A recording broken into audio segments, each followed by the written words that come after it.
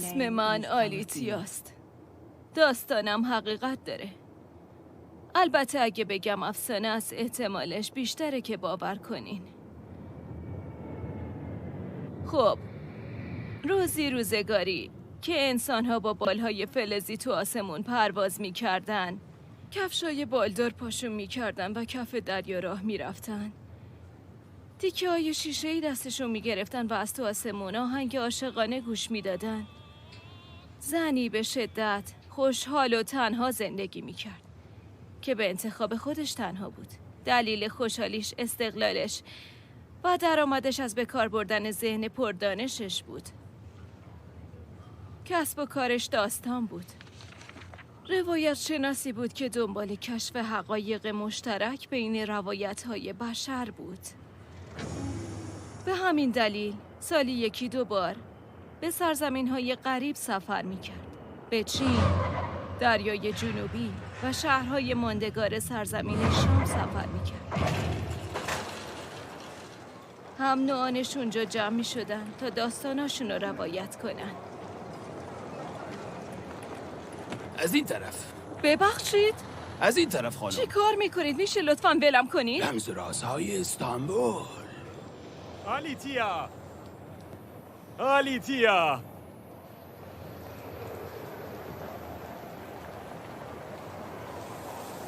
خوش اومدی.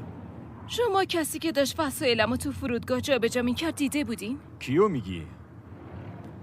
شماها که اومدید زد به چاک. قد کوتاه بود. کاپشن چرم گوسفند تنش بود. یقش صورتی بود. چه جالب. پوستش خیلی داغ بود. بوی مشک میداد. شاید جن بوده. شاید هم راننده تاکسی غیر قانونی بیش از بوده. حد عطر میزنه. هتل خسته غافلگیرتون کنه. خب پروفسور، یعنی داری میگی به اجنه اعتقاد داری؟ من معتقدم عده‌ای بهشون معتقدن. از جمله من؟ اجنه، ارواح، فضایا، هرچی که بهشون بگی.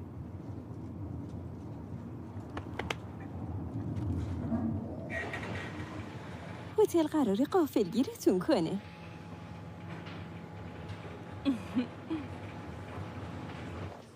این اتاق آگاتا کریستیه. تو این اتاق کتاب قدر در قطار سری و سیر شرق رو نوشته. بدین. همه چیز پر از راز و رمز بود. از فصل‌ها گرفته تا سونامی تا بیماری‌های میکروبی و چه کاری از دست ماها برمی اومد. همونطوری که خانم دکتر سعی کردن به ما بفهمونن، زمانی وجود داشت که چاره‌ای جز روی آوردن به روایات نداشتیم. کاملا درسته. ما از طریق تعریف کردن روایت ها برای هم تمام نیروهای ناشناخته‌ای که پشت شگفتی ها و فجایع بودن رو اسم گذاری کردیم. بذارید توضیح بدم. ما داستان‌های خدایان قدرتمند و قابل درک رو روایت می‌کردیم که توی همه فرهنگ‌ها و اساطیر حضور داشتن. از یونان گرفته تا روم تا اسکاندیناوی و خیلی جاهای دیگه ما آثاری از زئوس، آتنا و سور پیدا کردیم و همچنین اون آثار رو میشه حتی امروز هم دید. اینا بقایای اونا هستن. همچنان این سوال مطرحه که هدفشون چیه؟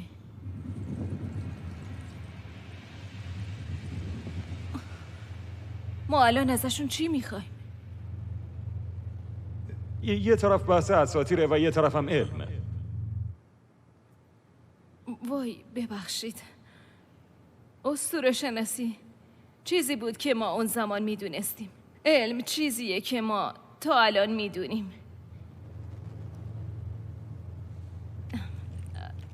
دیر یا زود روایات علمی جای روایات خلقتمونو میگیرن. علمی که به خاطر به دست آوردنش کلی زحمت کشیدیم. همه خدایان و هیولاها هدف اصلیشون از دست میدن و صرفاً به استعاره تبدیل میشن. مسخراست. آلیتیا، آلیتیا، آلیتیا. چی شده؟ نمیدونم، یه دفعه افتاد روی زمین. آروم آروم آروم آروم.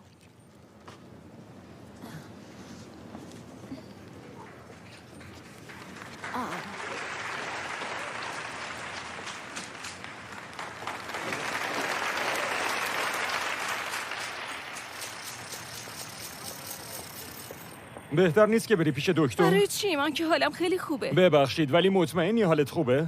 به جز درد و گرفتگی های عادی هیچ چیزیم نیست. دلیلی نمیبینم بخوام شلوغش کنم. جدیداً قوه تخیلم به هم غلبه میکنه. برام کمین میکنه. فکر کنم یه جور هوش داره. چه هوشداری؟ که از خود راضی نباشم. که حواسم جمع کارم باشه. هر از گاهی خیلی قدرتمند میشه. منم سعی میکنم باهاش مقابله نکنم. یه لحظه کنترلمو دست میگیره و بعدش بی خیال میشه. چیو بی خیال میشه؟ وای دوست من خیلی با عقل جور در نمیاد بی خیالش. میدونستی رفتارت خیلی بچه میدونی خب بچه‌م دیگه. اگه سرنوشتی وجود داشته باشه میشه از دستش فرار کرد. از کجا معلوم که بشه؟ بذارید بهتون یه چیزی بگم. تو بازار بزرگ استانبول 62 خیابون و 4000 مغازه هست. یکی از مغازه هاشم یه اتاق داره. توی کوچکترین اتاقش یه مشت وسیله جدید و قدیمی در هم ریخته بودن. من از زیر اونا یه یادگاری برداشتم.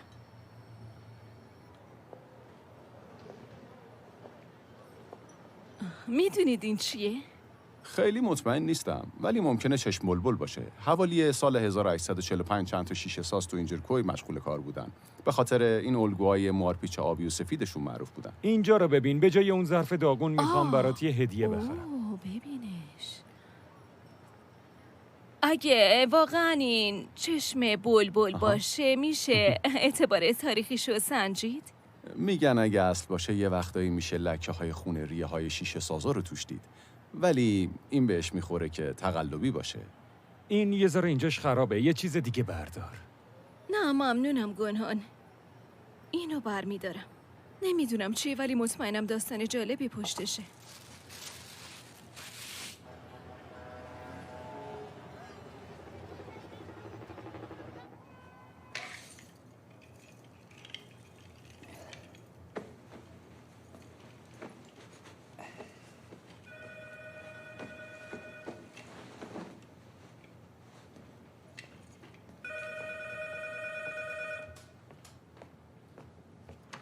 بله. صبح بخیر دکتر. صبح بخیر. از خدمات هتل تماس میگیرم. بله. تخم مرغتون رو چطور؟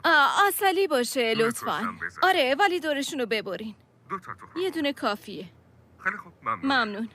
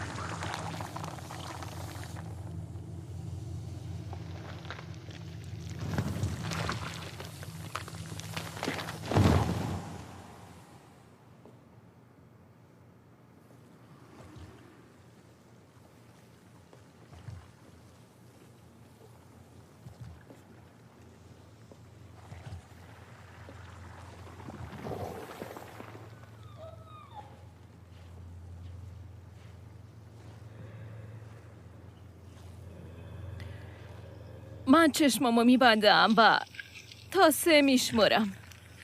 دوست دارم وقتی چشمامو باز میکنم تو اینجا نباشی. 1 2 3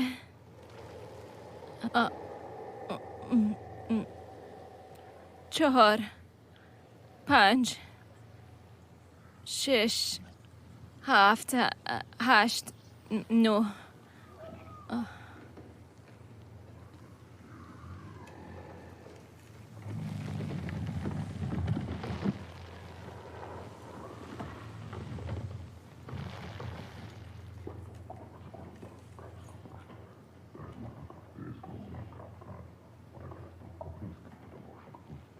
بعید میدونم انگلیسی بلد باشی. آلمانی چی؟ اسپانیایی؟ یونانی؟ آیا تو زبان یونانی هومری بلدی؟ تو دانشگاه چند کلاس برداشته بودم. آره. لطفاً ازم نترس. رفتارت هم با هم عادی نباشه. من به خاطر آزادیم بهت مدیونم. به خاطر همین میخوام 3 تا از آرزوهاتو برآورده کنم. در اینجا قوانینی وجود داره که نباید اونا رو زیر پا بذاری. یادت باشه که 3 آرزو یعنی 3 آرزو. 3 عدد قدرته. اینم باید مد نظر قرار بدی که نمیتونی آرزو کنی که بی نهایت آرزو کنی. آره، خودم با این چیز آشنایی دارم. ضمناً نمیتونی زندگی ابدی رم آرزو کنی. ذات تو فانیه و بدون که ذات من نامیراست. ضمناً نمیتونم گناه کسی رو ببخشم یا به همه درد و رنجا پایان بدم. من یه جنی بیش نیستم. خب این منطقیه. من محدودیت هایی دارم.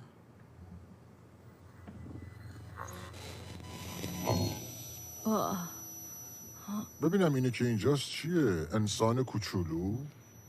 اونیه. خب اونیه دانشمنده. اون تو مسیر زمان کمکمون میکنه. اینشتین. و تو اونو تو اون جعبه اسیرش کردی؟ نه، اون یه وسیله نتیجه علمه. اسمش تلویزیونه. تلویزیون؟ نتیجه ترکیب امواج نور و صداست. فرستنده است. طرز کارشو خوب بلد نیستم. من استاد ادبیاتم. اطلاعات زیادی از این ندارم. من جنم و قدرت زیادی ندارم، ولی کم کم دارم این پیام ها رو میفهممش. زبان منو یاد گرفتی. زبان انگلیسی اصلا پیچیده نیست. میشه قوانینش رو زود یاد گرفت.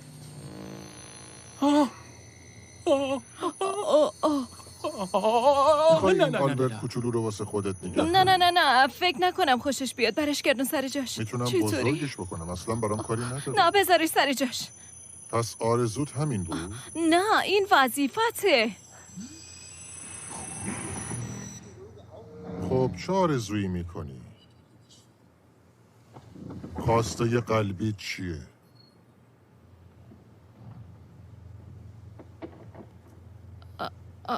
خب بیا عجله نکنیم. باید آروم آروم پیش بریم. من که هر چقدر بخوای وقت دارم. از خودت برام بگو. من آلیتیا بینی هستم. اومدم ترکیه تا توی همایش شرکت کنم. فردا هم برمیگردم کشور خودم. دیگه چی؟ دیگه باید یه اعترافی کنم. اینو تا حالا به کسی نگفتم. عالیه. وقتی جوان بودم یه پسر تو زندگیم بود. عشق اولت بود؟ نه اون از جنس من نبود. جن بود؟ نه. خب اون موقع من مدرسه دخترو نمیرفتم. کلی دختر اونجا بود. خب منم ذاتن آدم منزوی بودم. بعدش این پسر انزو از دل پوچی اومد پیشم. از روی نیاز به تخیل به وجود اومد. به زبونی که فقط خودمون دوتا بلد بودیم داستان برام تعریف میکرد. وقتی که سردرد داشتم همیشه ناپدید میشد، ولی وقتی به خاطر آسم نمیتونستم تکون بخورم اون همیشه بود. مثل همین آلبرت کوچولو بود که نذاشتی بدمش بهت؟ تجلی بود؟ اون صرفا تجلی غیاب بود. میترسیدم از پیشم بره. برای همین نوشتمش. و یه دفتر رو با حقایق مربوطه پر کردم. ولی هرچی بیشتر سعی می کردم واقع گرا باشم، بیشتر شک می کردم و کم کم همه چی خیلی احمقانه شد برام. احساس حماقت می کردم. برای همین بعد از یه مدت دفترم رو تو کوره مدرسه سوزوندم. بعدشم اون کلا ناپدید شد. با این حال من اینجا هستم. با اینکه منطقی نیست ولی تو اینجایی. من اینجا هستم و کلی هم کار واسه انجام دادن داریم. میشه لطفاً بعداً بیاید؟ از خدمات هتل اومدم دکتر بینی. صبحانه‌تون رو آوردم. یه لحظه صبر کنید. باید در رو ببندی.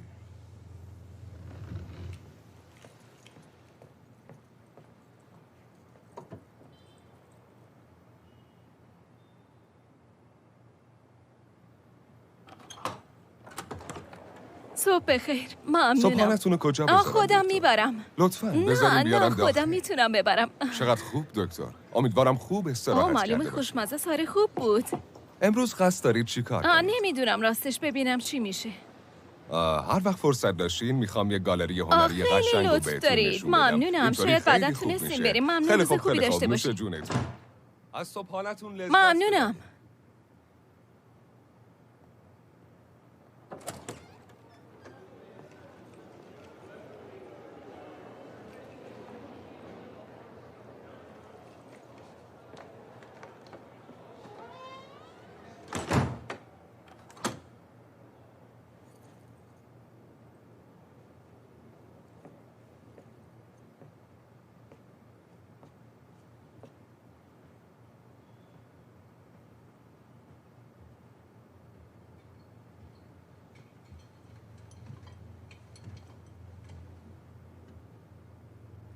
میبینم که اندازه مناسب تری پیدا کردی. هر کاری از دستم بر بیاد انجام میدم تا همرنگ جماعت بشم. پس لزومی نداشت صبونه سفارش بدم. نون نخود چیه؟ ترکیب نخود، میخک، صدپر و پسته. تو دهن آب میشه.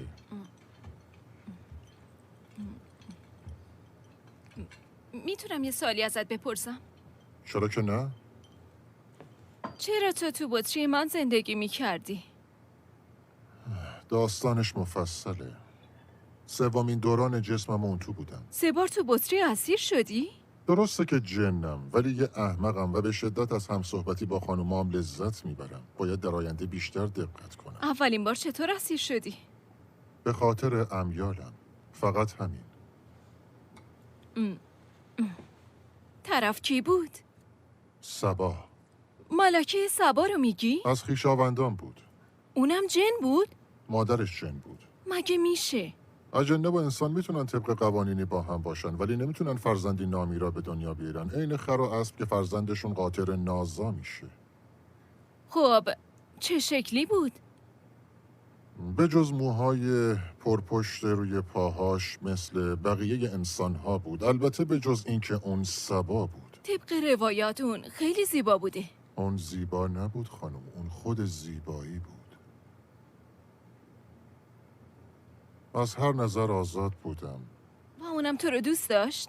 من بازیچش بودم، محرم اسرارش. میتونستم عزیزترینش بشم ولی سلیمان نذاشت. پادشاه سلیمان؟ یاد و خاطرش گرامی باد. از اون سر بیابون اومد تا دلش رو به دست بیاره. مگه خودش نرفت پیشش؟ نه اصلاً. ولی تو همه کتابای مقدس اینطور نوشتن، تو همه روایات و نقاشی ها این شکلیه. خانم من خودم اونجا بودم. سلیمان اومد سراغش. اولش شروع به آهنگ زدن کرد.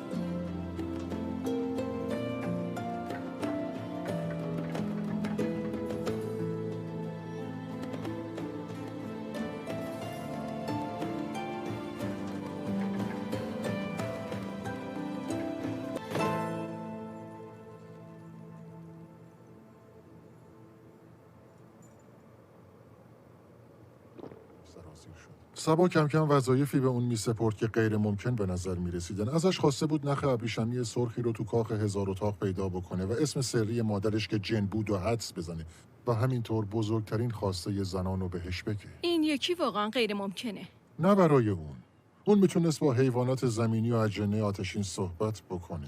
به مورچه ها گفت نخ ابریشمی سرخ رو پیدا کنن و از یه عفریت خواست اسم مادرش رو دم گوشش زمزمه کنه. بعدش رو چشماش نگاه کرد و بزرگترین خواسته زنان رو بهش گفت. اون شگفت زده شده بود. به اون گفت که جواب درست بوده. همونطور که گفتم جادوگر ماهری بود و منو با زمزمه کردن کلمه قدرتمند توی بطری برنجی حبس کرد.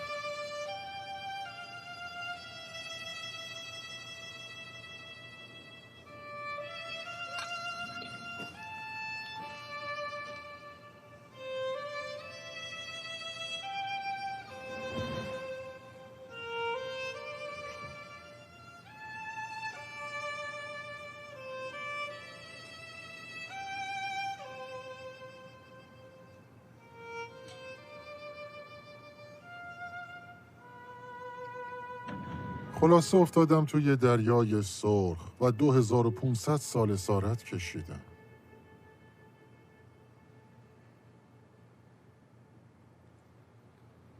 آدم به جز خوابیدن چه کار دیگه میتونه 2500 سال توی یه بطری انجام بده؟ اجنه هرگز نمیخوابن.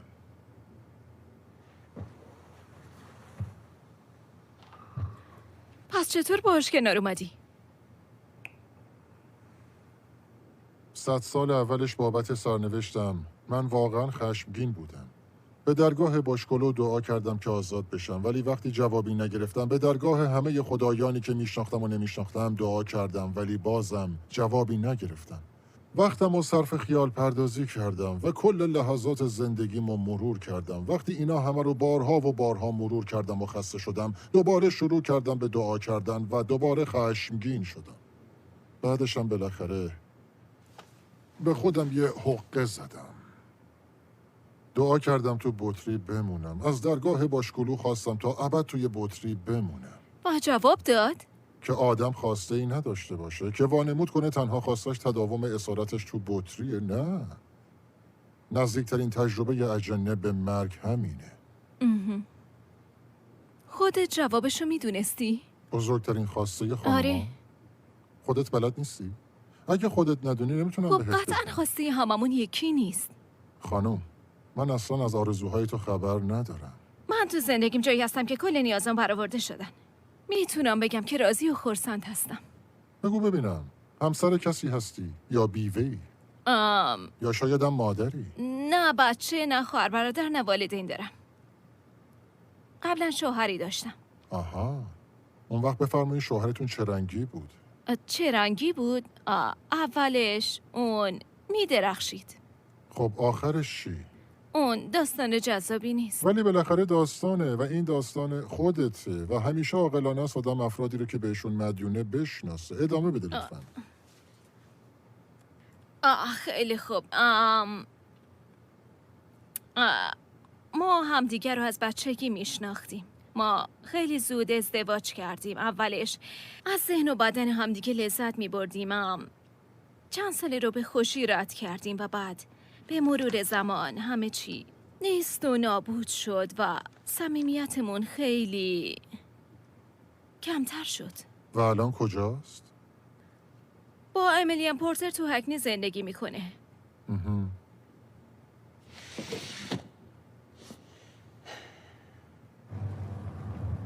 به من میگفت نمیتونم احساسات ملت رو تشخیص بدم. نمیتونستم احساسات خودم رو تشخیص بدم که هم منبع قدرتمه، هم منبع تنهاییم. بگمونم واسه همین از روایات خوشم میاد. احساسات رو از طریق روایات درک میکنم. شاید بتونی آرزو کنی برگرده. وای نه نه نه نه نه نه نه نه. با خودم گفتم شاید به خاطر رفتن و خیانت کردنش خیلی گریه کنم، ولی نه، در اصل رها شده بودم. عین زندانی بودم که از یه سیاهچال اومده بود زیر آفتاب. فضای زندگیمو گسترش دادم. نه، من آرزوی دیگه ای ندارم. تو زن محتاط و عاقلی هستی آلیتیا، ولی همه ما امیالی داریم. حالا ممکنه در اعماق وجودمون پنهان شده باشن. شاید، ولی من یه روایت شناس هستم و این موضوع میتونه برام درد سرساز بشه. خیلی درد سرساز میشه. آخه من داستان همه اجنه رو خوندم و میدونم چجوری آدم رو مجبور میکنن تا به نفع خودشون آرزو کنن. من اونطوری نیستم. من جن خداترس و شریفی هستم و صرفا میخوام خواسته قلب تو برآورده حتی کنم. اگه اینطور باشه، از کجا میدونی میتونی به همه آرزو کننده ها اعتماد کنی؟ حالا منظورت چیه؟ از کجا میدونی میتونی به من اعتماد کنی؟ راستش امیدوارم بتونم. واقعا امیدوارم بتونم بهت اعتماد کنم. یه داستان کوتاه و بامزه است. احتمالا خودت شنیده باشیش. 3 دوست با قایقی کوچیک تو دریا گم میشن. ماهی سحرآمیزی شکار میکنن که میگه یه آرزو از هر کدومشون رو برآورده میکنه. اولی میگه آرزو میکنم پیش همسرم بودم، ناپدید میشه. دومی میگه آرزو میکنم الان تو باغ با بچه‌هام بازی میکردم، اونم میره. سومی میگه دلم برای دوستام تنگ شده. آرزو میکنم الان اینجا بودم. دقیقاً همه داستانایی که در مورد آرزوها هستن درس عبرتن. هیچ کدومشون پایان خوشی ندارن. حتی روایات طنزشون هم پایان خوشی ندارن. ولی نویسنده این داستان خودمونیم و میتونیم همه این تله ها رو دور بزنیم. اگه اصلا آرزویی نکنم چی؟ جانم؟ اگه اصلا آرزو نکنم چی؟ در اون صورت فاجعه میشه.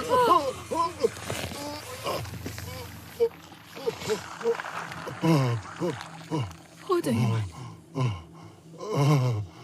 باید داستان دومین حبسم رو برای تعریف کنم. خیلی خوب.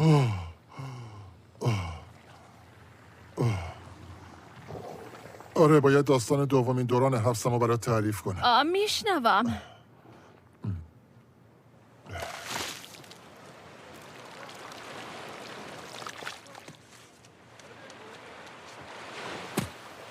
هیچ وقت نفهمیدم که چی شد که بطرین از ته دریای سرخ از یک کاخ تو قسطنطنیه سر در آورد. ولی حدس میزنم پای کشتن یه جنگجوی عثمانی یا سرنگونی یه امپراتوری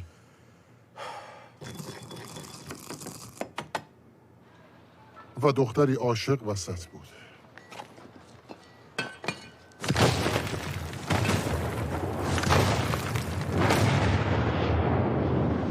یه دختر عاشق.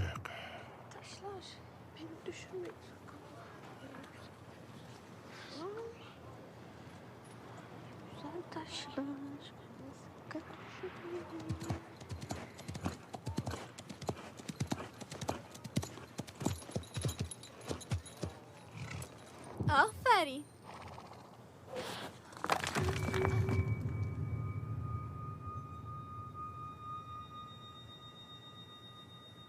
تو کی هستی؟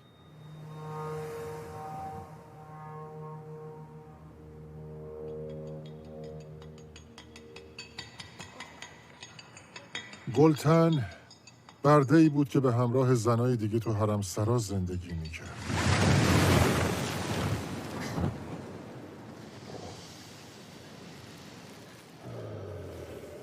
وقتی که جلوش ظاهر شدم قش کرد. منم کلی جون کندم تا به هوشش بیارم.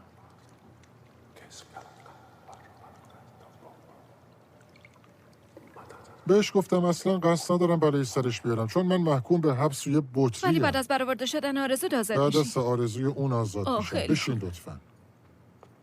دخترک بیچاره به هم گفت عشق مرد زیبایی عقل و هوشش رو از سرش برده و در جا آرزو کرد تا بتونه دلش رو به دست بیاره. اینا رو برای تو درست کردم.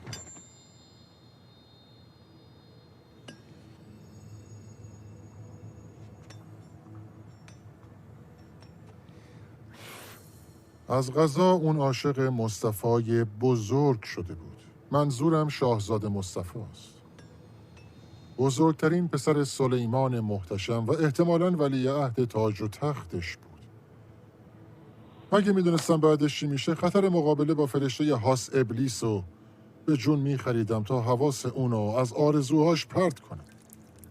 ولی بدون فکر کردن بطریمو برداشتم و چند تا روغن برای آماده سازیش آوردم. روغن دلربایی بود که قبلا سبا ازش استفاده میکرد. رفتم سراغ مصطفی. گلتن اسمشو زمزمه کردم. اون آدم فرستاد سراغش. خیلی کار ساده ای بود.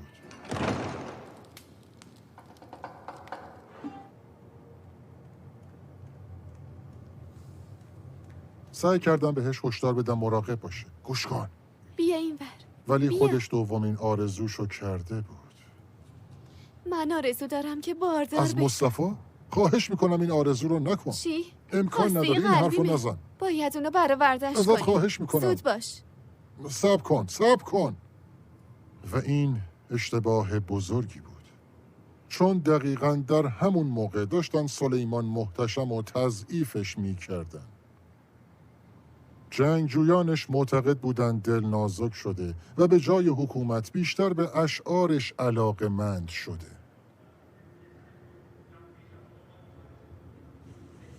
خرم شایعاتی پخش میکنه که ارتش میخواد تاج و تختش رو تصاحب کنه و مصطفی رو جایگزین کنه. شاهزاده حکم سرباز پیاده بازی بی پایان رو بازی کرده بود.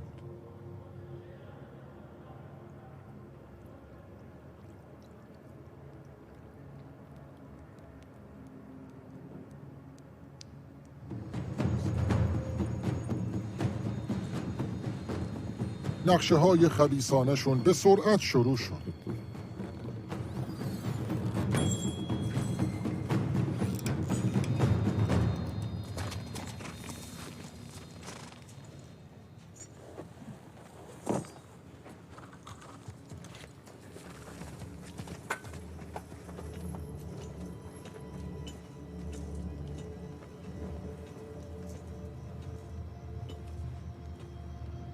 شاهزاده مصطفی با معصومیت به پیشگاه پدرش رفت تا بابت وفاداریش بهش اطمینان خاطر بده.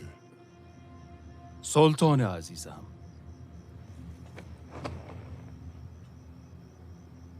بابا. ولی مزدوران در خفا کمین کرده بودند. جانثارانش رو که خیلی دوستش داشتن و با فریاد صدا کرد، ولی صدای فریادش با بند کمان پدرش خفه شد و نفسش بند اومد.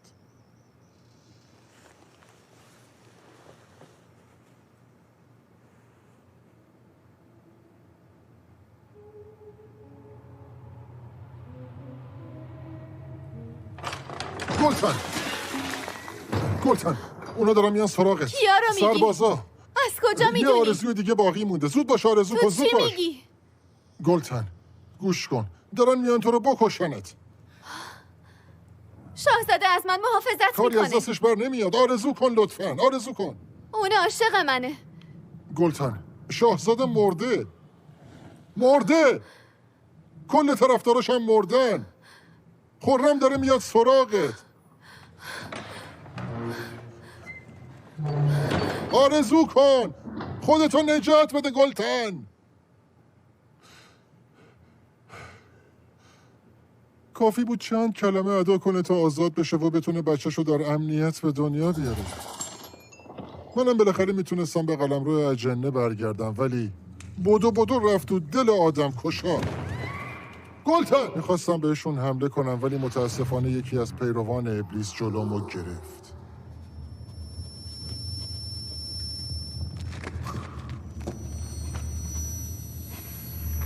کسی نمیخواد تو اینجا باشی.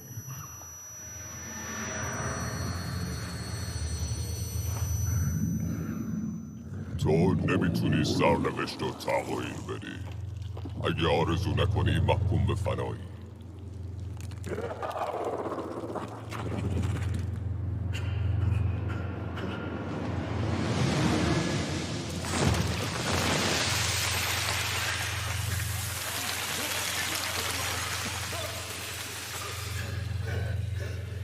گلتن!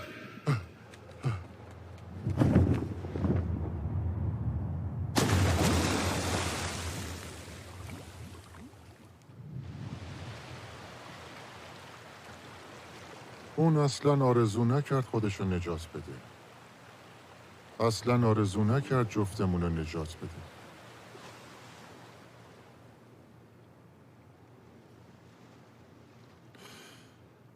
خلاصه همونجا نشسته بودم، یا میشه گفت ننشسته بودم. چیزی نمونده بود رها بشم، ولی برآورده نکردن سومین آرزوش تو این دنیا گرفتارم کرد. ولی خودت متوجهی که داستان زنی رو برام تعریف کردی که صرفاً به خاطر آرزوهای خودش محکوم به فنا شد. آره، ولی تکمیل نکردن آرزوهاش باعث شد منم محکوم به فنا بشم. کس دیگه ای نمیتونست آرزوهاشو تکمیل امیدوار کنه؟ بودم بتونه. یعنی در اون صورت بالاخره آزاد و میشی؟ تنها آرزوم همینه. ولی خودت نامرئی شده بودی. مثل ارواح بودم، نامرئی میگشتم. و بطریت زیر سنگ لقی که فقط گلتن ازش خبر داشت پنهان شده بود. آره، واقعا شرایط بدی بود. سعی کردم توجه کسی رو جلب کنم، فرقی نداشت که فقط میخواستم کمکم کنه. خیلی تلاش کردم، عطرشون رو دنبال کردم، همیشه دنبالشون بودم، التماس میکردم، فریاد میکشیدم، هر کاری میکردم که توجهشون رو جلب کنم.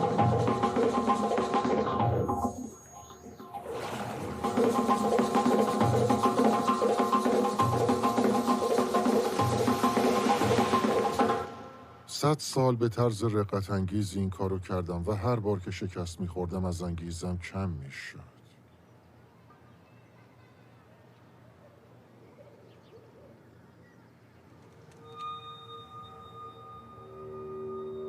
مارد! مارد!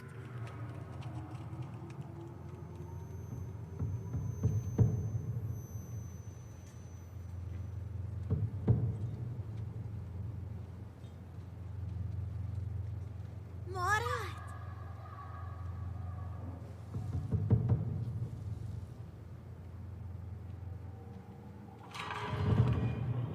پسره یه جوری حضورم رو حس کرد و تونستم بکشونمش دم اون سنگ.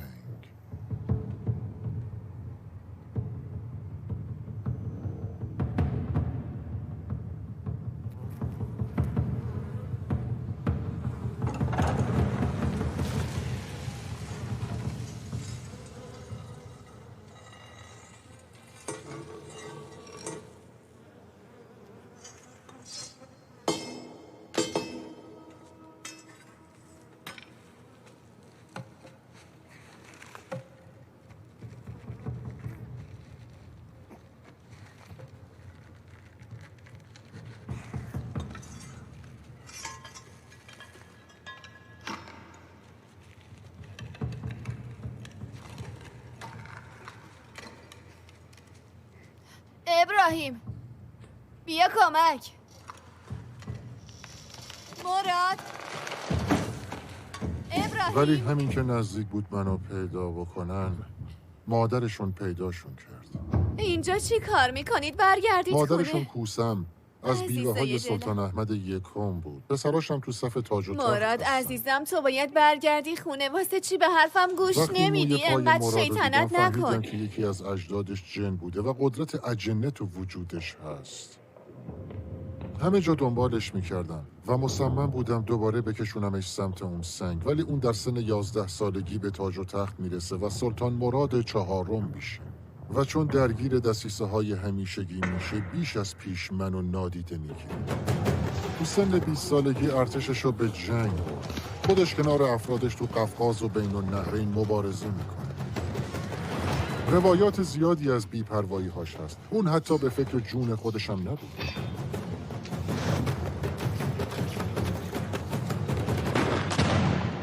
از دیدار مجددش ناامید شده. امید خودش یه هیولاست آلیتیا و منم بازیچش شدم. پس اون مرد. نه تو نبرد. کوسم باید تو استانبول از تاج و تخت مراقبت میکرد. باید از ابراهیم مراقبت میکرد. برادر کوچیکش. آره.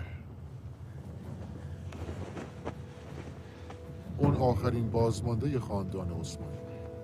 باید فرزند پسر میاد.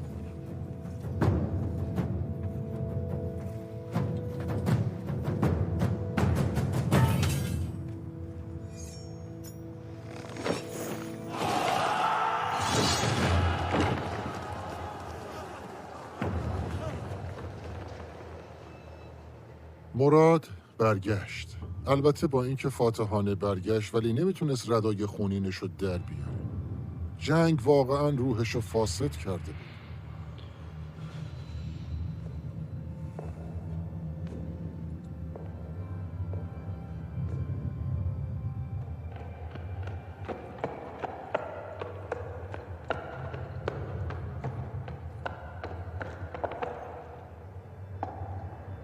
صبر کردم تا تنها بشه. مصمم بودم دوباره بکشونمش سمت اون سنگ. نمیخواستم وسط حرفت بپرم، اما یه سوال برام پیش اومده. برات فرقی نداشت که همچین آدمی ممکنه که چه آرزویی بکنه؟ اون سیری ناپذیر بود. نه، حتی اگه آرزوش به شدت خبیثانه اگه بود. با آزادیم ختم میشد فرقی نداشت. واقعیت این بود که ذهن اون درگیر مسائل دیگه ای بود. اون معتقد بود که شکست ناپذیره و باید برای حکومت بی پایانش از شر همه رقبا خلاص بشه.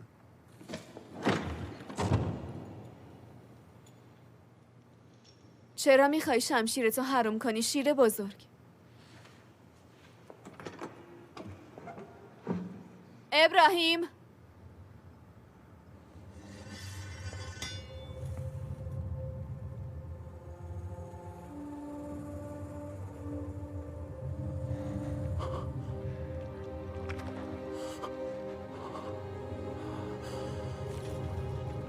اون عین نوزاد میمونه.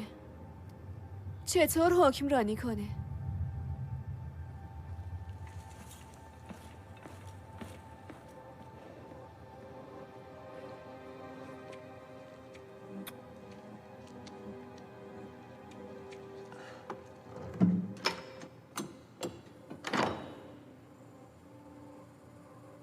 کوسم باید جلوی اونو میگرفت. باید به روش دیگه‌ای رضایتش رو جلب میکرد تا حواسش از آتش خونش پرت بشه. اول شرایطی فراهم کرد که دائما مست باشه. بعدم اقدام موذیانه‌ای کرد. شاید از این کارش لذت ببری.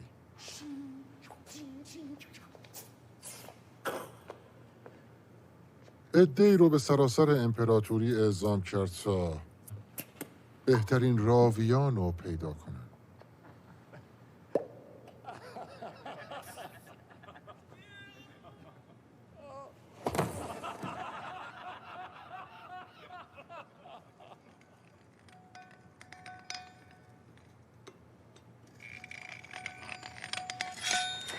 اونایی که نظرش رو جلب نمی کردن یا از ترس فرار می کردن یا قربانی بی‌حوصلگیش می شدن.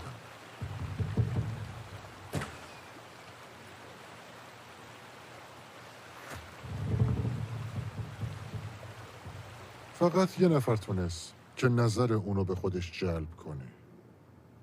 تونست با روایات تسکینش بده و مجبورش کنه همونجا بشینه تا از ته داستان خبردار بشه.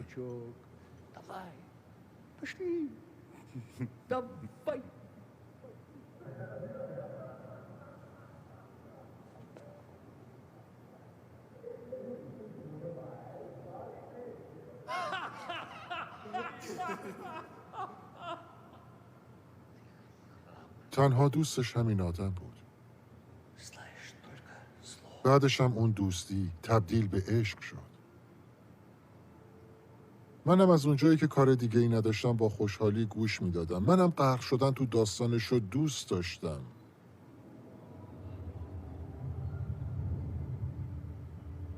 وقتی اون پیرمرد از دنیا رفت، کل ساکنین کاخ به خیابونا فرار کردن. میترسیدن سوگواری مراد به قتل ملت ختم بشه.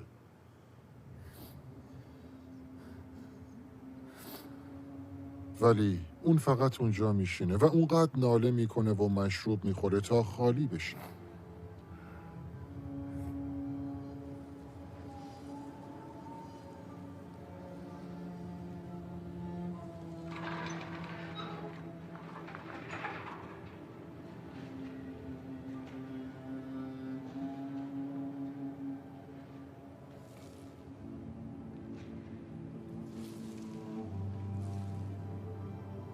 من بالاخره پاداش بردباریمو گرفتم. میتونستم تو همچین شرایطی توجهش رو جلب کنم و اونو به اون حمام سری بکشونمش. خودم میدونم بعدش چی میشه. اینقدر ضعیف شده بود که نتونست سنگر رو بلند کنه. اون انقدر ضعیف شده بود که حتی نتونست چفت در رو باز کنه. در نتیجه رفت و انقدر مشروب خورد تا به خواب ابدی فرو رفت. عجب. منم اونجا بودم و با فراموشی خودم مواجه بودم. هیچ کس صدای منو نمیشنید. هیچ کس منو نمیشناخت و اصلا وجودم رو حس نمیکرد. حتی نمیتونی تصورش بکنی. راستش میتونم. میتونی تصور کنی که چطور میتونه یه انسان رو خورد و کوفته کنه؟ میتونم. ما زمانی وجود داریم که برای بقیه واقعی باشیم. قبول داری؟ بله. پس قبول کن که این سرنوشت ما سالیتیا. اگر تو هیچ آرزویی نکنی، من بین دو دنیا زندانی میشم، تنها و نامرئی و تا ابد. یه آرزو کن آلیتیا. خواسته یه قلبی تو آرزو کن.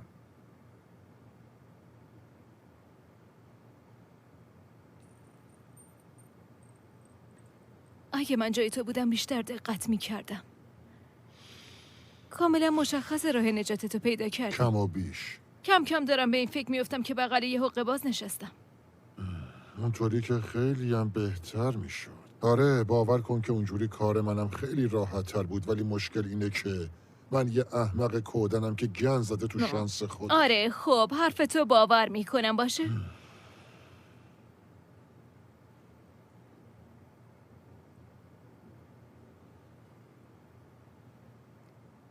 خب الان ابراهیم پادشاه میشه؟ آرزو میکنم برگردی تو بطریت و بری به اعماق آبها.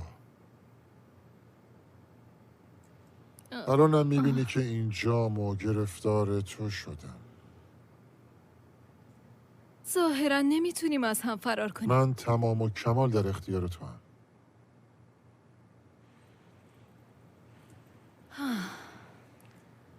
این آرزو یه هنر سرنوشت سازه.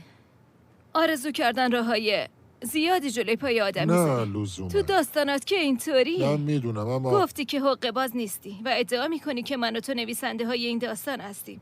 اما چطوریه که من نمیتونم بخش خودم رو بنویسم؟ حق با توه. چرا مثل بچه یادم بر نمیگردی تو بطریت تا من بدمش به یه آدم ساده لوح‌تر؟ یه آدم ساده لوح‌تر و حریص‌تر از من من. هرگز اون بر نمیگردم. آخه چرا؟ گفتم هرگز به اون بطری بر نمیگردم. پس منم قرار نیست تو آرزو بکنم. چون تو با این کارت منو به فراموشی میسپاری. غیر ممکنه. خدای من سرم درد گرفت. خیلی خوب باید یه کاری بکنیم. من 3 آرزو میکنم. جدی قبل از میگم. این که بمیری. همین الان 3 پشت سر هم. آماده ای؟ شماره 1 آرزو میکنم سردردت خوب شه. شماره 2 آرزو میکنم یکم از این چایی بخورم. و در آخر یکی از اینا رو آرزو میکنم. مگه من مسخره تو هم؟ 3 آرزو کردم دیگه. خیلی سالم و بی سلطان خطر. سلیمان منو به خاطر اینکه خواسته قلبیمو بهش گفتم زندانی کرد. الانم فقط با برآورده کردن آرزوی جناب عالی میتونم آزاد بشم. واقعا به خاطر این تشابه ازت متشکرم، اما مسئله اینه که من تا آخر عمرم نمیتونم یه آرزوی درست حسابی کنم. اون وقت تو داری میگی که 3 آرزو تو مگه بکنم؟ آدم نیستی؟ اصلا ببینم تو زنده ای؟ میدونی تو بعضی فرهنگا هیچ خواسته ای نداشتن نشونه ی روشن معتقد و فکریه. پرهیزگارم که هستی. وقتی از زندگیم راضیم تو سرنوشت دخالت واقعا نمیکنم. که خیلی ترسویی. سر به سرم نذار. هیچ انسان فرشته یا جنی وجود نداره که فرصت برآورده شدن آرزوی قلبیشو رد کنه. اون وقت من گیر آدمی افتادم که ادعا میکنه هیچ آرزویی نداره. آلیتیا تو یه دروغگویی. میدونی چیه؟ کم کم دارم از آشنایی باهات پشیمون میشم. نه خدای من همچین آرزویی نکن.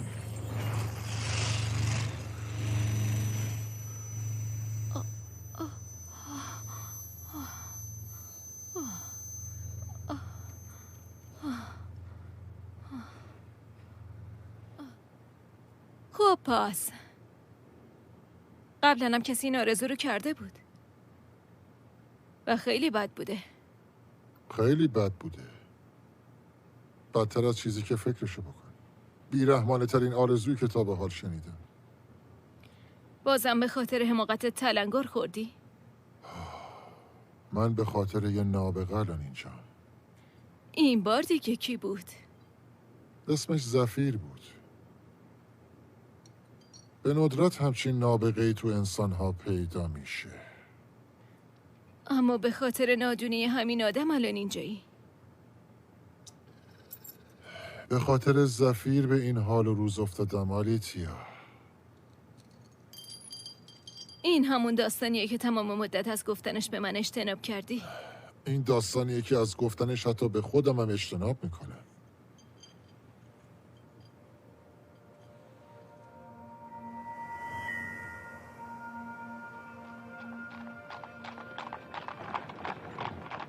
زفیر یه بچه سر راهی بود. تو سن 12 سالگی با یه تاجر ثروتمند ازدواج کرده بود. این مرد خیلی از زفیر بزرگتر بود و مهربون. البته اگه زندونی کردن کسی مثل یه پرنده تو قفس و مهربونی محسوب کنه. تاجر 2 همسر پیر دیگه هم داشت که دل خوشی از زفیر نداشتن.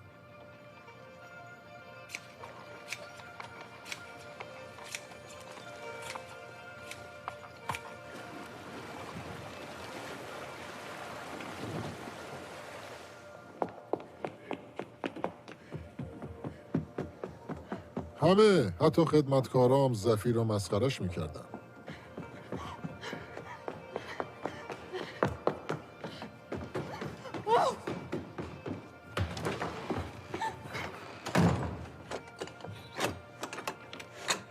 نه سوادی داشت، نه از آداب و رسوم باخبر بود. بدون حتی یه روز خوش تو زندگیش بزرگ شد و از این عصبانی بود که چرا همچین سرنوشتی داشت.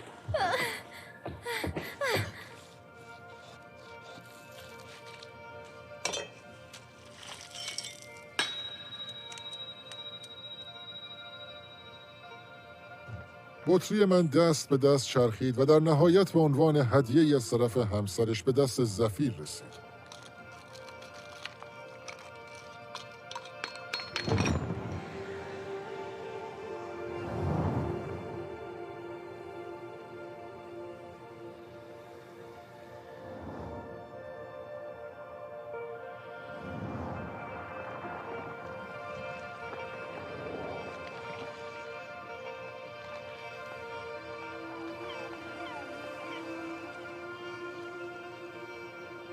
انگار که منتظر کسی مثل من بود. از همون لحظه اول فهمیدم خیلی باهوش و آگاهه. متوجه شد من دنبال آزادی و هم صحبت هستم. داستانم و همونطوری که برای تو تعریف کردم برای اونم تعریف کردم.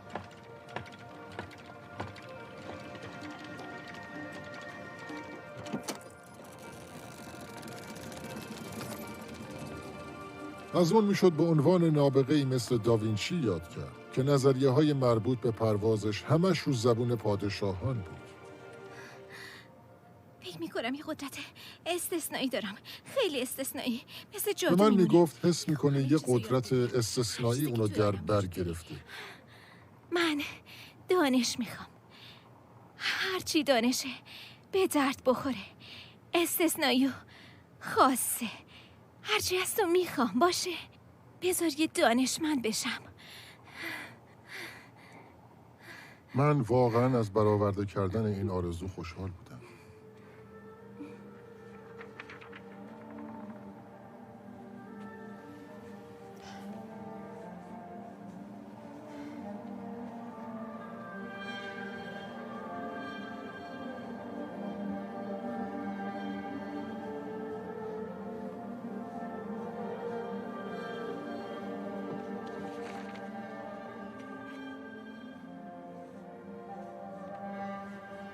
برای همین به زفیر تاریخ، فلسفه، زبان و شعر یاد دادم.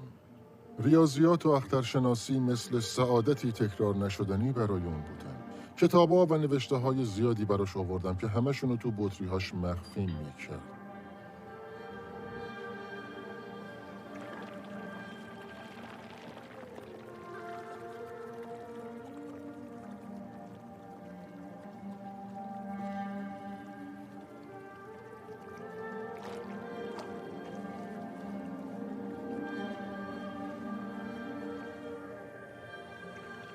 سبا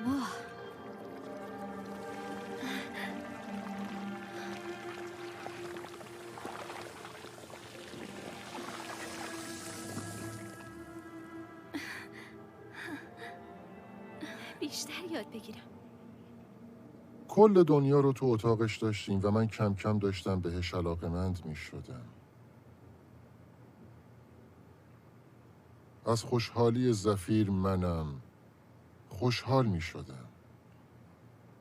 این که می دیدم داره تو هر زمینه پیشرفت میکنه و تو هر زمینه پیشرفت کرد. اون دانش جدیدی تو ریاضی به وجود آورد، روشی برای موشکافی نیروهایی که زمان فضا رو به وجود میارن. زفیر شجاع و بسیار زیرک بود، اما نمیتونست اون مسئله رو حلش بکنه. به یک کلید نیاز داشت، کلیدی برای باز کردن درهای ادراک زفیر نسبت به این مسئله.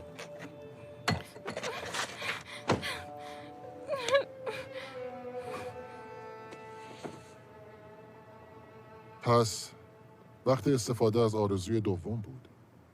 بهش یاد دادم که مثل جنها تو بیداری رویا ببینه.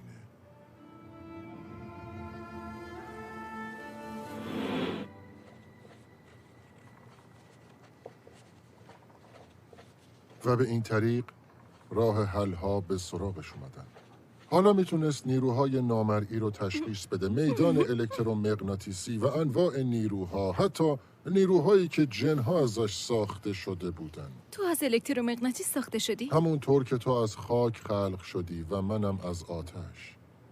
وقتی که زفیر بچه دار شد داشتم از خوشحالی بال در می آوردم، چون میدونستم که رابطمون رو جدی‌تر میکنه. از تو بچه دار شده بود؟ یه بچه‌ای از جنس آتش و خاک. چه مشکلی پیش اومد؟ آلیتیا، من عاشقش بودم. عاشق هوش و ذکاوتش بودم، عاشق خشم و عصبانیتش بودم، عاشق قدرتش بودم که گره از اخماش باز میکرد. حتی بیشتر از سب عاشقش بودم. یعنی بیشتر از آزادی خودت؟ آره. بزرگترین خواسته من این بود که از دستم نره تا همچنان زندانیش بمونم. فکر آزاد شدن و آزاد بودن قلبمو به درد می آورد. ببین میخوام آرزوی سوممو بگم، میخوام آرزو کنم که من بهش اجازه ندادم و نذاشتم که آرزو رو به زبون بیاره. خدای من واقعا گند زدم. تلاش کردم اوضاع رو عوض کنم. باید بری. برای جبران اشتباهم به داخل بطری رفتم تا اونجا حبس بشم. اینطوری قدرت بیشتری بر من داشت. بلم کن. من کاش هیچ وقت نمیدیدمت. کاش میشد فراموشت کنم. کاش باهات آشنا نمیشدم. تا دیگه اینطوری به هیچ دردی نخورم. این کارو میتونستم براش بکنم. همیشه با این کار آروم میشد. همیشه میشد، البته به جز این آخرین بار. میخوام فراموشت کنم. تازه از سرم بردار. ناگهان شروع به باریدن کرد و با خودش گفت ای کاش میشد فراموشت کنم. برو از اینجا برو. نمیخوامت دیگه، نمیخوامت. و همینطوری هم شد. اون آزاد بود.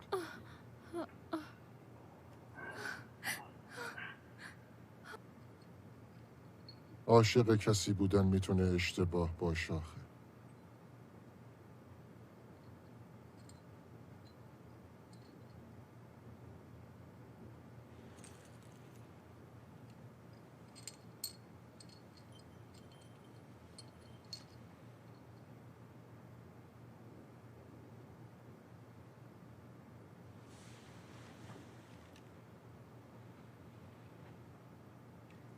میخوام آرزو کنم.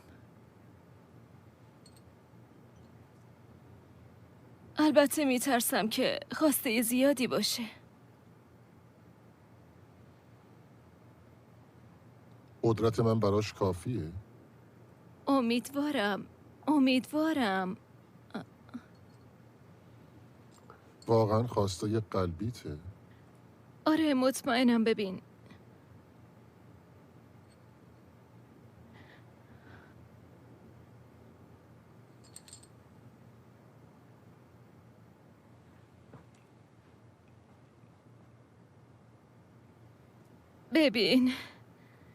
من عاشقتم و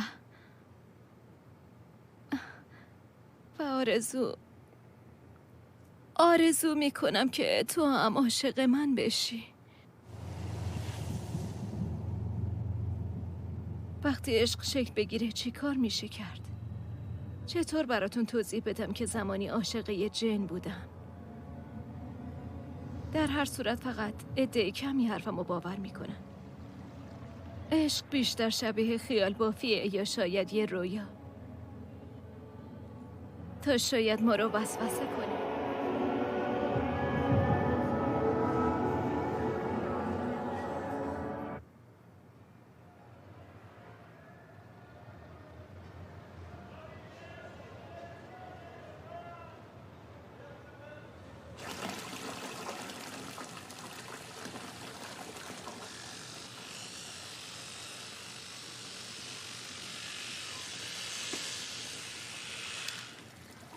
امروز میرم به لندن. دوست داری با هم بیای؟ لندن امروز جای خوب و راحت و آرومی نیست، ولی اگه تو بیای اونجا موندن برام راحت تره.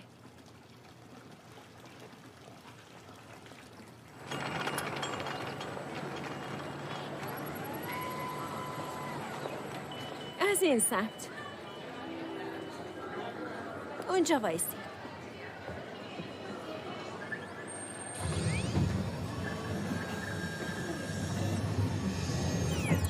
لطفاً بیایید بیرون. چی تو جیبتون دارید؟ ای وای. یه بطری خالی با درش. لطفاً بذاریدش تو دستگاه. خیلی شکننده است، نمیخوام آسیب ببینه. چیزی نمیشه. لطفاً بذاریدش تو دستگاه. ترجیح میدم نذارمشون پاسپورت و تو. کارت پرواز لطفا.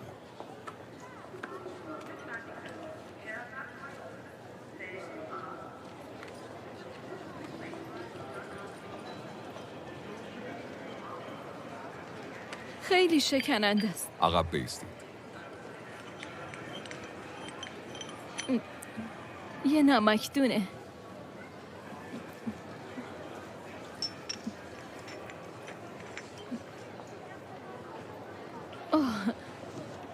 نه آشای ایکس، نه لطفاً. صبر کنید خانم، صبر کنید.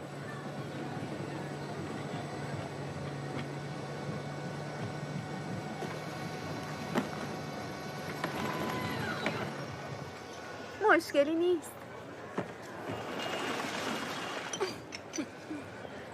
خانم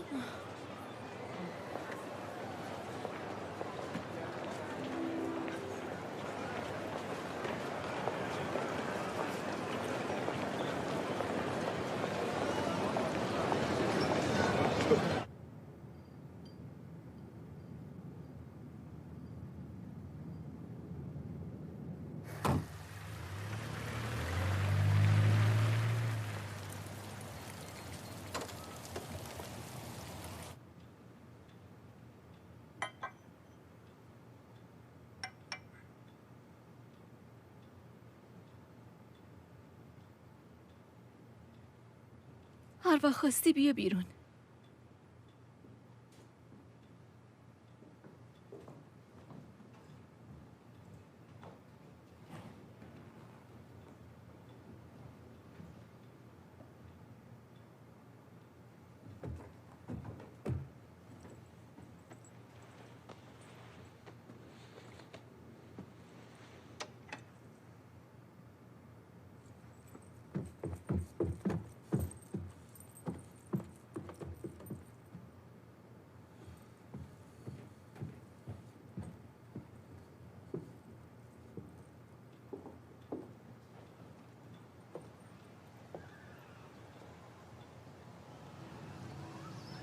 هوای اینجا خیلی سنگینه.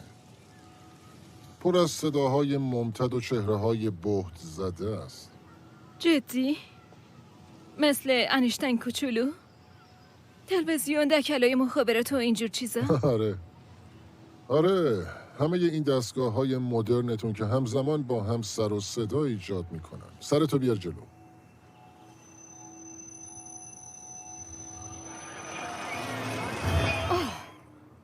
همه این صداها رو میشنوی؟ هم دارم میبینمش و هم حسش میکنم. من یه فرستندم. آزاردهنده نیست؟ من یه جنم. بهش عادت میکنم. زود عادت میکنم. برگشته. آره مطمئنم که برگشته. کسی پیششه؟ نه فکر کنم داره با خودش حرف سلام کلمنتاین. سلام فنی. حالتون چطوره؟ مشکلی پیش اومده؟ مشکل؟ چه مشکلی؟ با دوستای خارجی. برامون سواله چرا دکتر بینی وقتش رو برای مطالعه کشوری دیگه میذاره نه کشور خودمون. آخه این چه کاریه؟ از فرهنگ خودمون خجالت میکشی؟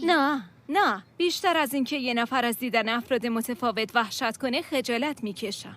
دقیقاً منظور چیه؟ منظورش اینه نژاد پرستی. اشتباه متوجه شدی. لطفاً بفهم چی میگه. قیافشون مهم نیست، مهم سبک زندگی و غذایی که باوراشونه. می‌خورن. منظورتون چیه؟ هر جایی فرهنگ خودشو داره اونا روی ما اثر میذارن و ما خودمونو به فنا میدیم. اصلا چیز خوبی نیست. کبوتر با کبوتر باز بابا. خداوند خواسته اینطور باشه عزیزم. خسته نشدید اینقدر چرت و پرت گفتید؟ علم اینو میگه، این یه حقیقت مقایسه علمیه. کار غلطیه. منظورم اینه که حیوونا محیط زندگی خودشونو دارن اما انسانا میتونن هر جایی که میخوان زندگی اینقدر کنن. چرت و پرت نگو. چی گفتی؟ این نظر شخصیته. دیگه از حرفتون خسته شدم. بیا بریم بذار تو جهالت خودش بمونه عمرن سر عقل بیاد. میدونید چیه؟ قبلا اینو بهتون نگفته بودم ولی شماها رقت انگیزید. لطفاً خفه دو شو. تا پیرزن احمق و رقت انگیز. دیگه کافیه. این بیچکاتم از رو دیوار ما جمع کن. نمیخوام اینجا رشد کنن. چرا اجازه بدم حالمو خراب کنن؟ دلم براشون میسوزه. اینجا خونه منه، حریم شخصی خودمه. میخوام آرزو کنم که این که اصلا آرزو حساب نمیشه. میدونم.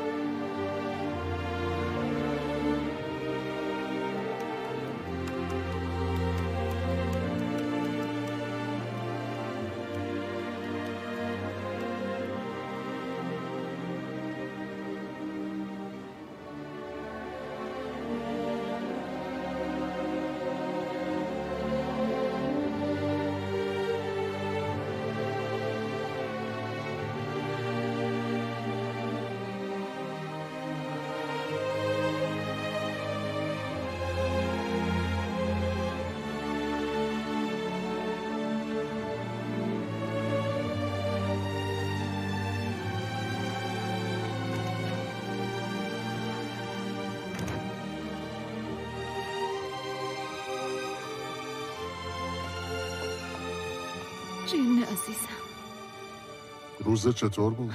با هر کی حرف میزدم انگار تو جلوم بودی. هر صدا، هر لمس، هر بو، تمام فکر و ذهنم تو بودی.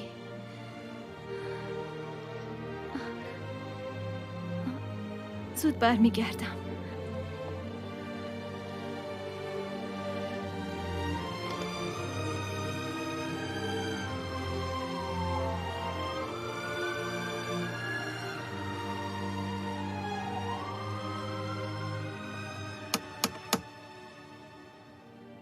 یعنی کی میتونه باشه؟ احتمالاً اون زنی که احمقه. کلم، فنی، نخود، میخک و پسته توی دهنتون آب میشه.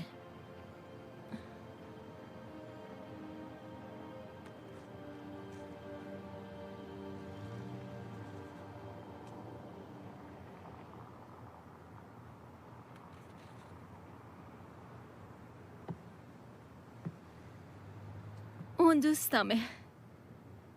یه مدت پیشم میمونه. سلام. سلام. جن عزیزم به هم گفت وقتی همه اجنه دور هم جمع میشن کلی داستان برای هم تعریف میکنن. داستان برای اجنه مثل نفس در ریه میمونه. من گفتم آره، ما انسان ها هم دقیقاً اینطوری هستیم. هر داستانی که تعریف میکنیم مثل یک کاشیه که بی پایان تغییر شکل میده و این کاشی کوچیک مثل هر داستانی روزی به پایان میرسه. و اگه پای آرزو وسط باشه داستانی اخترامیزه. خب حالا همه چی چطور به مشکل میخوره؟ البته ممکنه همین الانم به مشکل خورده باشه. با وجود اینکه حقیقت درست جلوی چشماشون بود ولی اونا بهش پشت کردن. برای همین حقیقت به گوشه‌ای کوچ کرد و در سایه ها به انتظار نشست. چند روز بعد جن داستان شناس رو تا محل کارش دنبال کرد و وقتی جن همراه داستان شناس نبود با عشق و علاقه خاصی به مطالعه دنیا می پرداخت. امروز روز بی‌نظیری بود. چیزای زیادی دیدم. انسانی رو دیدم که درون مغز انسانی دیگر رو موشکافی می‌کرد و جلوی خونریزیش رو می‌گرفت. یه برخورد دهنده دیدم. یه دستگاه بزرگ که ماهیت ماده ها رو میسنجید.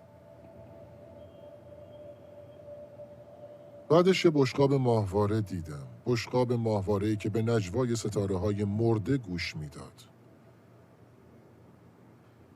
واقعا آدمیزاد متحیر کننده است آلیتیا. خوشحالم که اینو میشنوم. تمام این اتفاقات از زمانی که تو بطری زفیر بودم افتاده. تمام این تغییرات فقط تو کمتر از 200 سال. آره خب، اما اینا همه به لطف مهندسی و تکنولوژیه. علیرغم موفقیت‌های چشمگیر بشر ما هنوز سردرگم و گیجیم. وقتی تو مهار کردن هرج و مرج ناتوانیم، رعب و وحشت هممون رو فرا میگیره و بر علیه هم دیگه میشیم. آره خب، شماها انسان هستید دیگه. این توی ذاتتونه. آره خب، اوضاع هیچ وقت تغییر نمیکنه. نفرت همیشه پیروز میشه. ذره ذره رشد میکنه و قدرتش از عشق بیشتره. همش میخوام از عشق حرف بزنم. همه انسان ها دچار انبوهی از تناقضن. نظر لطفته. بشریت عجب معمای جالبی. با بیخردی توی تاریکی پرسه میزنید و نهایت استفاده را از هوشتون میبرید. داستان مفصلی داره. خیلی دوست دارم بدونم چطوری پیش میره. یا اینکه چطور ختم میشه. دقیقاً. آدمیزاد هرگز نمیفهمه، اما اجنه میتونن بفهمن. آدمیزاد همیشه تو این دنیا سرگردانه. تو از اون جنای خوششانسی. شاید. ولی شما مخلوقات خاکی موفق شدید. قدرت و هدف جنها و فرشته ها رو کم اهمیت نشون بدید. به ما هیچ نیازی ندارید. شاید تا زمانی که ناپدید بشین؟ آره خب درسته. قبلا این بحث موضوع تمام مقالات و سخنرانیام بود. میدونم. و با اینها تو اینجایی. غیر ممکنه من. آره.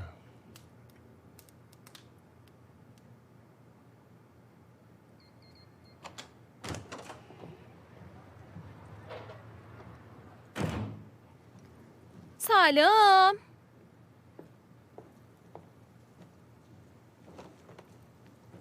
من اومدم.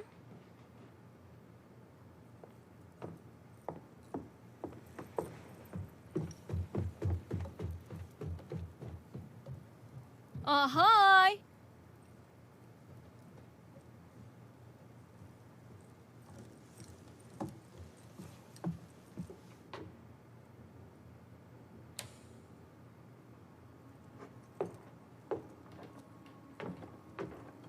جن عزیزم. عشقم. جن عزیزم،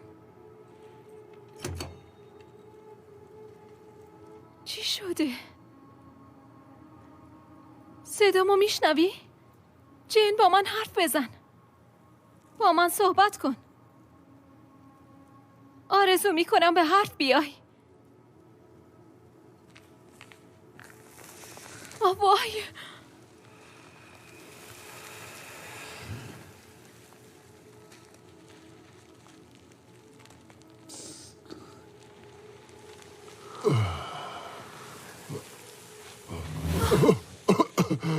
من خواب بودم.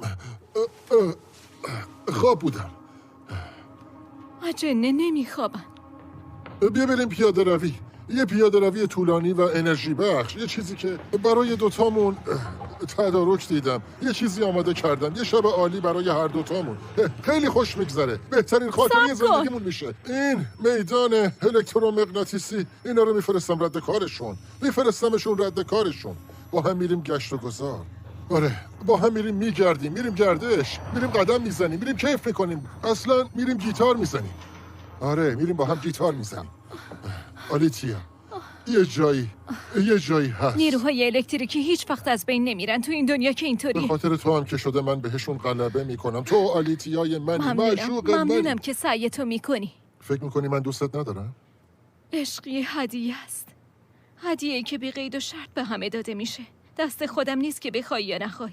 من زمانی که آرزو کردم با هم باشیم جفتمونو گول زدم. به خاطرش از قدرت تو استفاده کردم. من باید اینو بهتر از هر کسی میدونستم. نمیخوام دوباره گند بزنم. جن عزیزم، اگه این دنیا جای تو نیست، آرزو میکنم برگردی به جایی که بهش تعلق داری. هر جایی که میخواد باشه.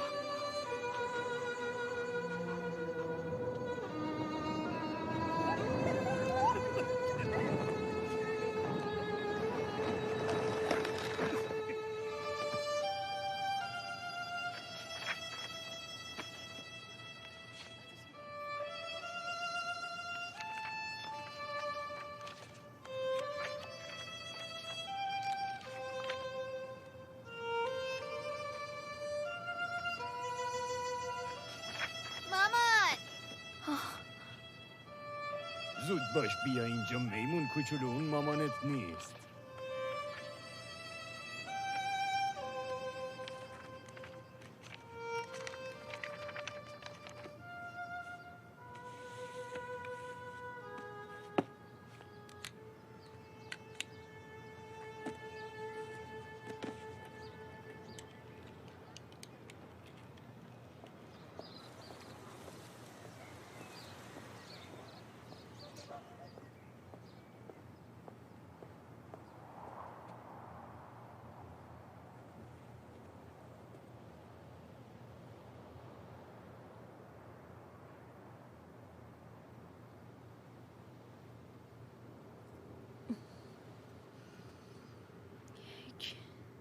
2 3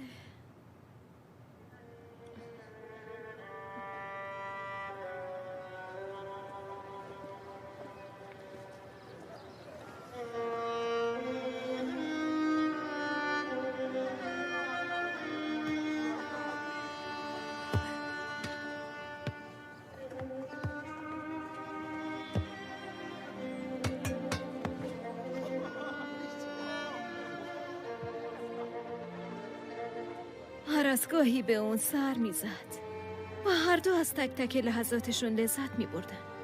علیرغم درد آسمون‌های پرخروش همیشه کمی بیشتر از زمانی که باید پیشش میموند. بعدها اون به جن التماس میکرد که بره. جن به اون قول داده بود که تا وقتی که زنده است به دیدنش بیاد و همین برای اون کافی بود.